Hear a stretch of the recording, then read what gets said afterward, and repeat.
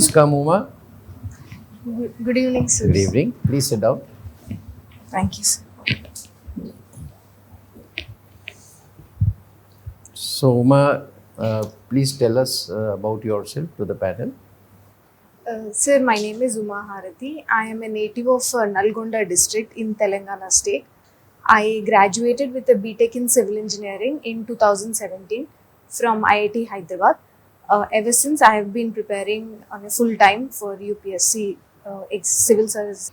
So, Uma, you are from Telangana. Telangana, incidentally, is one of the richest states. Yes. And after bifurcation, it has your per capita income and the rate of. So, tell us all about economy, why Telangana has become so rich. Yes, sir. Sir, before the formation of state, the region was in development deficit, but post bifurcation, the GDP and per capita have doubled. The agriculture, which was once growing at a negative rate, is today growing at a double-digit positive rate. Sir, I would say this is mainly because the government focused on attracting investments, particularly to the region of Hyderabad and districts around. So there are several initiatives such as ease of doing business through time-based clearances to the projects and providing plug-and-play facilities for industries.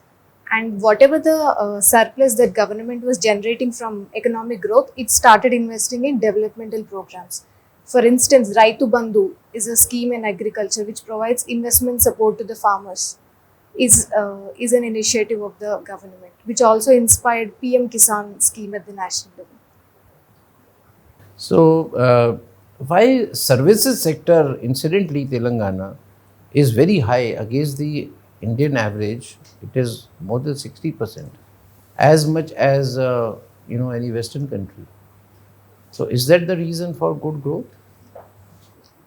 Yes, sir. The growth of the state is led by service sector, which is contributing to nearly 61% of the GSDP. So, and within the service, it's the IT sector which is leading the service sector from the front. So, since 2000s, Hyderabad has become a hub of IT industry. As a result, it continues to attract more and more investments in the region. So, Uma, you see digital news also on your mobile? Sir, sometimes, sir. Today, did you see? Yes, sir. I am following the newspapers. Can you recall what is Operation Dost? Sir, I am not able to Okay, recall. it was in today's digital news, so I am asking you. Could I make an educated guess, sir? Make a guess. Sir, it could be this rescue operations, the support India is giving to the Syria and Turkey, which are. So it is basically that only.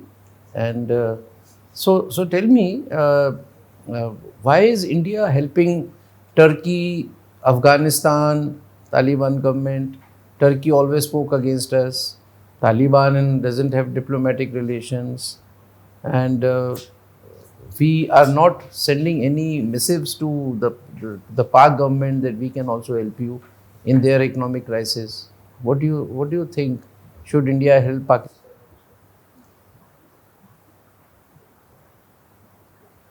Sir, Pakistan is our neighboring state which is going through economic crisis, and the economic crisis in Pakistan is not good for the entire region, sir. It could become a safe haven, further safe haven for terrorists or radicalization. It could result in refugee problem for the country. So, keeping all this in consideration, yes, I think India should help Pakistan in whatever way possible. We could utilize regional platforms such as SARC or BRICS to provide the support. I think this should be done. Okay, Uma, you are a civil engineer. So, can we predict earthquakes? Sir, it is difficult to exactly and accurately predict earthquakes, sir, but we can utilize the existing satellite technology to monitor the movement of plates. This can give a slight information, but exactly predicting it is still not possible, sir. Okay, Uma, I have to build a 5-story house and you are my architect and engineer. So, how would you ensure that my house is earthquake resistant? Just broad things. Sir, there are several civil engineering techniques that can be utilized in the construction. For example, construction of shear walls. So, generally, the walls that we have are not load bearing, but if we make them load bearing, they will be able to resist lateral loads. Earthquake loads are lateral loads. And we also have indigenous techniques like sandbox technique, which is used in Kakatiya temples in Telangana. So it creates, when we create a pit for laying foundation, we fill the pit with some materials such as sand and lime. These materials will absorb some of the energy generated by the earthquake and reduce the shaking of the structures. Good. So Uma, you have a passion for cooking, Yes. right? Now it is said that the fuel that you use to fire your cooking is as important as the ingredients that you put in the dish. If you make by charcoal, it's different. If you make on gas, it is different. You think it really matters? Sir, to some extent, food made on chulha does give a slight charcoal flavor to the food, sir, but I wouldn't consider it a major difference either in the flavor or texture. So, food made on using any type of fuel, I think is more or less the same, sir. In Rajasthan, they bury the food inside the soil and put some charcoal and coal. Does it make any difference? You know how to many ways of cooking you have mentioned, so you would be the best person to guide. It doesn't make any difference. Sir, it does make some difference with respect to the flavor, and it is also about the tradition or the practice of cooking in a particular region. The household must be associating with that as a part of their culture. So these aspects would be different. Thank you, Uma. I pass on to the member. Thank you, sir. So, Uma, you stayed in Japan for some time? Yes, sir. How long? Sir, it was a cultural exchange program for a period of 15 days, sir. 15 days. When you stayed there, what were the things you noticed which you can emulate or bring it here in our working? Sir, the first thing that I noticed was their pride in their own culture, sir. For example, if we take language, everything there is in Japanese, sir. Even education in higher universities, and even the social media platforms are in Japanese. They do not consider speaking in Japanese as inferior to English. I think this has really helped them improve their educational outcomes.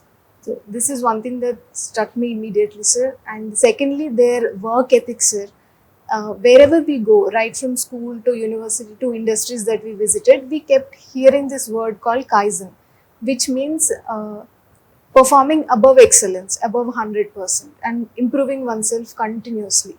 I think this is very culturally rooted in the Japanese. This is something we can emulate in our country as well, sir. They work overtime too much.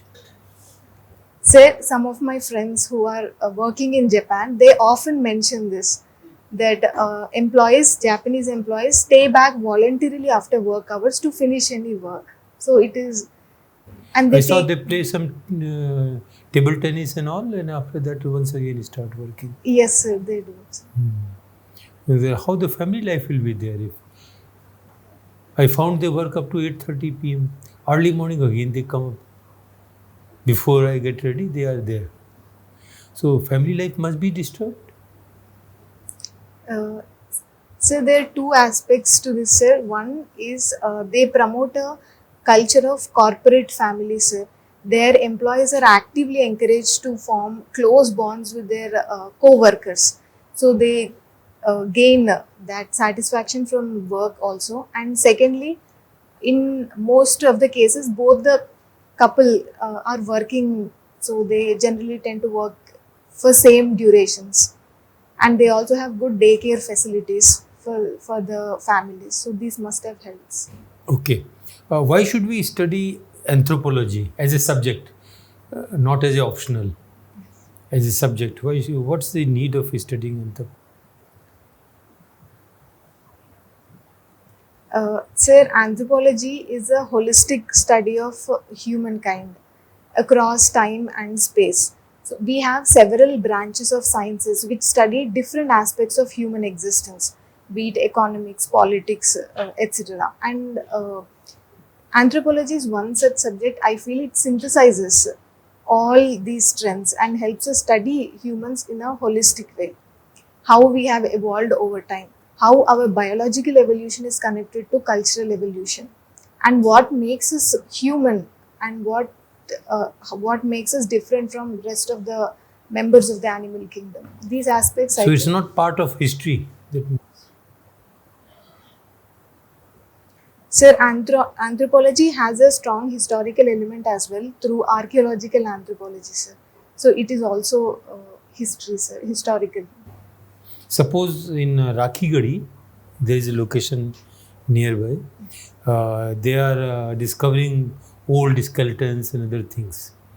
Do you think it will be helpful to anthropology or it will be helpful to history? Some skeletons and other things are being discovered. Some tools. Sir, I think it is helpful to both anthropology and history. For anthropology, it helps fill certain gaps in evolution, cultural and biological evolution of humans. And for history, it is helpful to accurately pinpoint when what happened. Okay. Can you remember how Chenab Bridge has come up? The photograph of Chenab Bridge recently come up few years back or 1 year, 2 years back. Sir, could I take a moment? Sure, to- sure.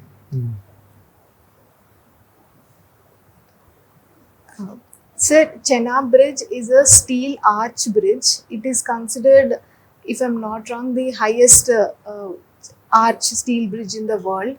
So, I have two questions on it. yes. One is, why not make it a cable stayed bridge? Or why not make it a cantilever bridge?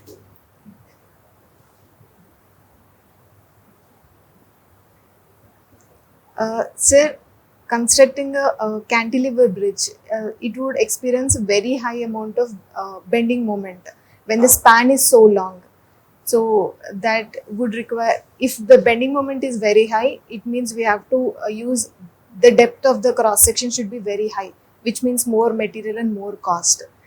And coming to cable stayed bridge, sir, sir, I believe the cost of the construction would be higher in case of a cable stayed bridge, and also given the altitude, it could also face significant lateral loads from wind, resulting in more sway of the bridge. So, keeping these two in mind, I feel the decision was taken. Okay, study about it. Huh? Yes, sir. Thank you. Thank you, sir. Uma, I heard about Japan. So in Genesis 2016, anything else you learned about Japan besides 2 points that you mentioned? So what was Genesis? Were you staying with the families? Sir, we also had a family stay for 2 to 3 days as a part of the program. So we got the experience to stay with the rural Japanese family and experience their culture from very close. So we learned how to make sushi, and they learned. I got the opportunity to show them some of Indian cuisines. Like I taught them dal. We also shared. They were very interested to know about yoga, particularly Surya Namaskars. So I got the opportunity to share that as well, sir. Uma, let's talk about reverse engineering. What is reverse engineering?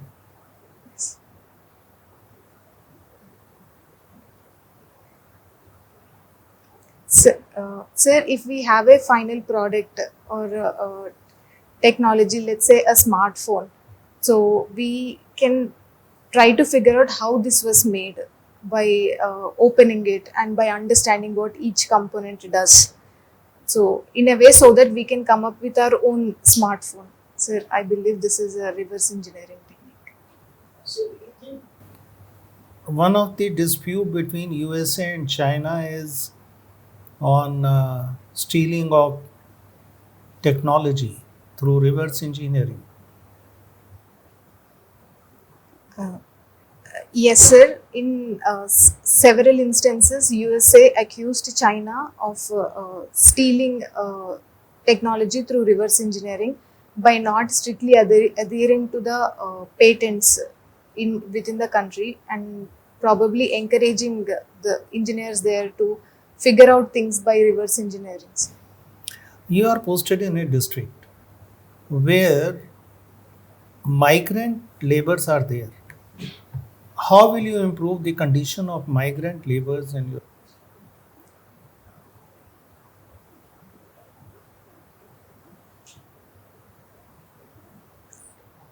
Sir, the first thing I would try to do is document and find out how many migrant laborers are there, where are they, and are they registered under any of the government schemes or government identification aspects already in existence.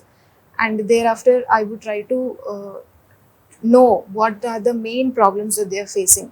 In one city, it could be, in one district, it could be housing. In another district, it could be basic food that is not available. So, depending on whatever problems they are facing, I would try to ensure through existing schemes, sir. All right. This budget, finance minister talked of Nari Shakti, that is inclusive budget for. So can you name some schemes whereby inclusion for women is?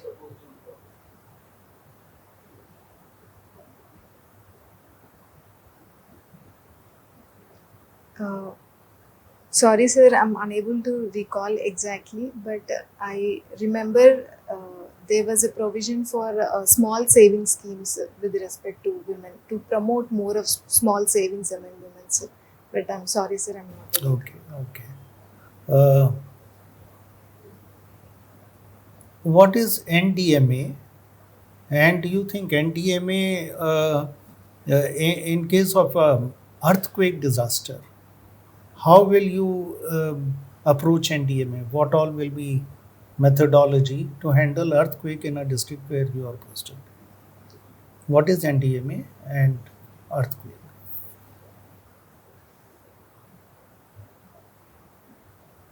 Sir, NDMA is a National Disaster Management Authority in the country. It is a central level body which oversees the policy framework with respect to disaster. It also gives guidelines that should be followed uh, as an overall part of disaster preparedness for several disasters. And in a district, if there is an earthquake, and I would focus on implementing the guidelines of NDMA. Immediately, I would reach to the site and try to know the extent of damage and assure the victims there of immediate relief and rescue. And I would also alert all the departments to gather work manpower for relief and rescue operations, including medical teams, disaster response forces, and even volunteers. Everybody that could come and help in the rescue operations. Thank you, sir. Uma, your hobby, one of the hobbies is exploring why and how of Indian cuisine. Yes. Chairperson has already discussed this thing. Now, let us go beyond India. Now, there is an opportunity for you to explore why and how of G20 food cuisine. Are you aware? Sorry, sir, I'm not aware of it. Delhi is going to have this G20 food festival starting from 11th anyway. Now, during G20, one of the important highlights which India would like to showcase would be women-led development in the country. So, can you identify few areas where we can see women-led development?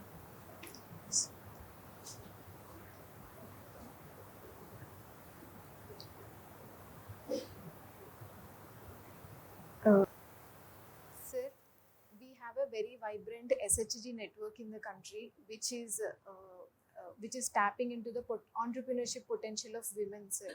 So, since we are having a food festival, we could have SHGs which are already working in the food area to present their cuisine, And we can also showcase, we also have examples of women entrepreneurs in the country. We have Falguni Nair, Kiran Majumdar Shah, who are heading major organizations. And we also have sports persons such as PV Sindhu. Now, NGOs. What, in your opinion, is the role of NGOs in governance, and which are the areas where you would make use of NGO presence in your district as district collector? So could I take a moment?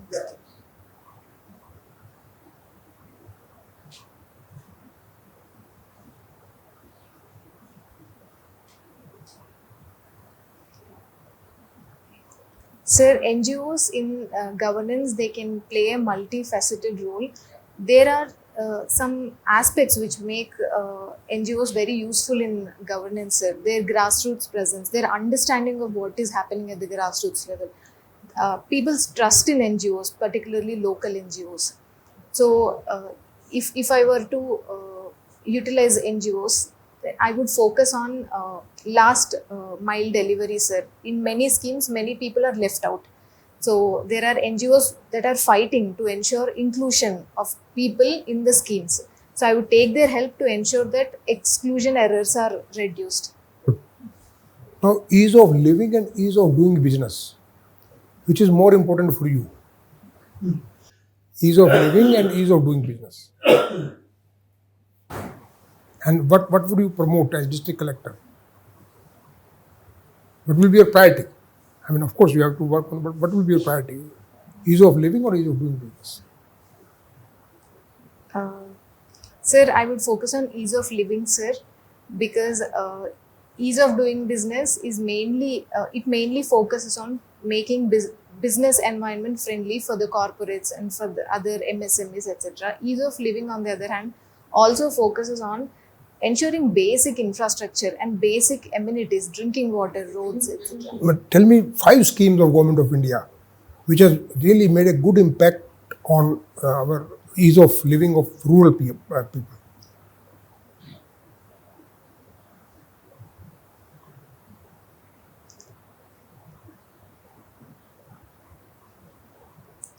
Sir, Pradhan Mantri Ujjwal Yojana, Ujjwala which is, one, tell me yes, sir. 3 or more. And sir, rural roads scheme, sir, and we have Rural road, there is name for the rural road scheme, are you aware? sir, Sadak Yojana, sir, Pradhan Mantri Okay, right. Sadak Yojana, and we have Manrega, sir, which also Manrega. improving incomes, and sir, now we have Jal Jeevan Mission, which is about providing basic drinking water. Last one. Okay, no problem. Thank you. First of all, I would like to know why you are so keen to join civil services. Sir, through my own experiences and inclinations, I have realized that I like work where that gives me opportunity to coordinate with people from diverse backgrounds and work towards a collective vision and collective goals. I find this mode of work interesting and a great opportunity for self growth and learning. So I think civil services as a platform provides me that, and also help me create an impact on the society. So that is why I decided to go for civil services, sir. Name a few tribal leaders. Secondly, which leader you admire the most and why?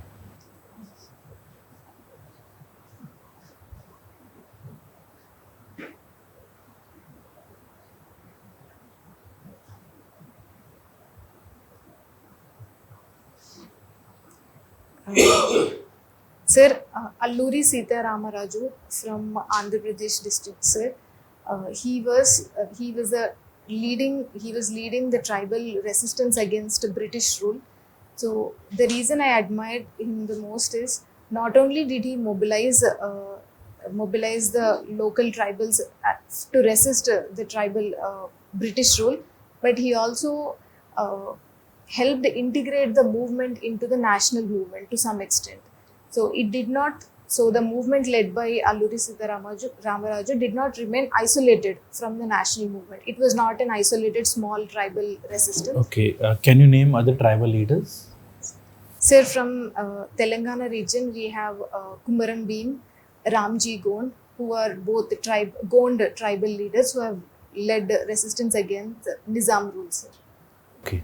What do you mean by Mission Karam Yogi?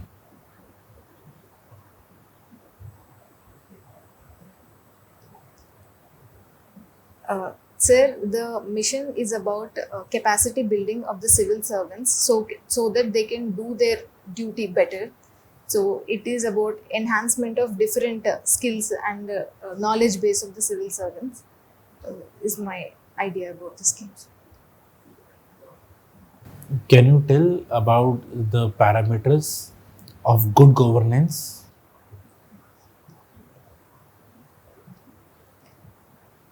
Sir, accountability, transparency, uh, responsiveness, following the rule of law, and these are some of the. And how is Telangana performing?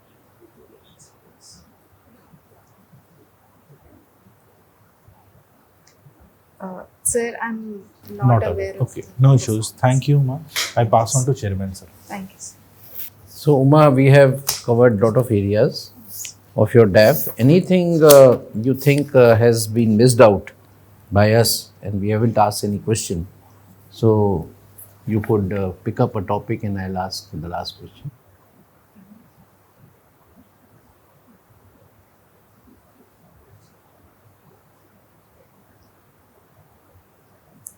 No, If sir. there's nothing, then you can pass. Yes. So, thank you, Uma. Thank you, sir. We have finished the interview. You can proceed.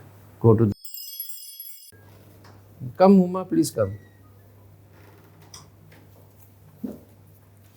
So, Uma, before we give our comments, we'd like to hear you. How did you, what do you think about your performance today? Sir, I think I could have done better, sir. So, your benchmarks are very high, very good. Okay. So, what is the thing that is disturbing you? I wish I had done this. Sir, I thought that I should give more of examples and my personal life experiences while answering questions. No, I would not suggest that. The disasters. Never do that. Then, number two. Sir, I wanted to maintain eye contact with all of the boards, sir, that I couldn't. That was good. That is a very trivial thing. So, Uma, let me react to the first point that you mentioned. Because you were so crisp in your answers, because your strength lay in being very concise, being to the point, there is no scope, even otherwise. There should not be any scope for explaining things. Unless there is a question, a supplementary question from the panel who may ask, Uma, can you explain this? I haven't understood this point. Can you elaborate it? Then you take that opportunity. On your own, you should not. You gave one example, but that was a very short example. Even that was, I was finding, not required. What was that? I'm just forgetting. A question mein, you had said that, for example, I had a friend in Japan. So the honorable member asked you, you stayed for 15 days. So why do you have to mention that friend has said this, so I am telling you? Got it? Your own opinion should have been given. So that is one example I am telling you, that if you take an example, you make mistakes. And you become longish. We have been advising the candidates not to be longish and not to give examples. Even the answer to your civil services was devoid of any such example or personal thing. And that is why we consider it as a textbook reply. There are candidates who say, sir, our childhood dream my parents, my grandfather, one IAS officer came to my district, all these things. So avoid that, okay? So Uma, you were excellent. Your performance was very, very good, and we are very impressed with your performance on all fronts. Just one front you need to address. You speak very low. Do you find this acceptable to you? No, sir. I am trying these days to be more No, loud. but you knew that you are. Yes, sir. Somebody else has also said this. Yes, sir. So how would you improve this? Sir, I am trying to consciously speak loudly, even in normal settings, sir. So now you have spoken very well. So now whatever we speak, you will speak in a little higher pitch, right? Let the practice start from now. Okay. So everything was good. You had the confidence. The quality of your answers was very good. You thought over it and you spoke. You were not in a hurry. The question ends and you simply, even if you knew the answer, you thought over it, framed your answer, made it very point-wise, and made it very, I would say, in a structured manner. That is also your strength. Everything else, conversation, this, that, except for the low pitch. Everything is fine. Yeah. So, Uma, you have done very well. Let me recapitulate your qualities so that you don't miss them while time is still on. Your dates have not yet come. So, soft spoken, pleasant personality, well balanced, crisp, and to the point answers. This is to your strength. On the weakness, I would still say that you have to read in depth. Any topic which you agree to answer, there you must be able to go in deep, because to give you marks beyond 200, they will drill you down to the third or fourth level of questioning. Whereas we could not go much in depth. So be ready for that, whether it is all the types of bridges and their illustrations in India, or even roads, same way. Types of roads and material used for roads. New type of material is being used in the roads these days.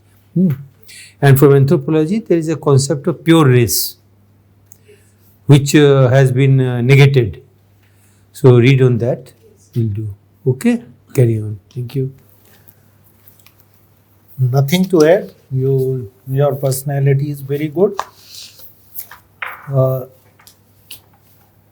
Your replies on all the questions were like copybook.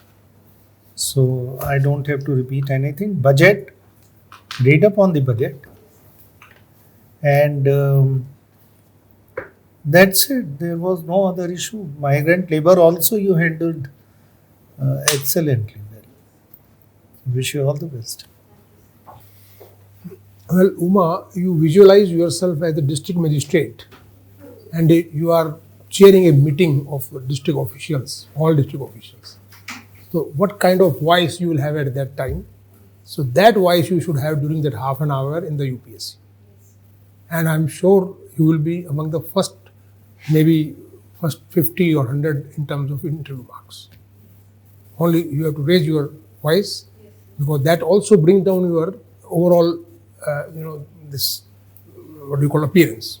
You look less confident, you look nervous, Yes, which sir. you are not at all. Okay, sir. But only because of your low voice, Yes, sir. one may get this impression.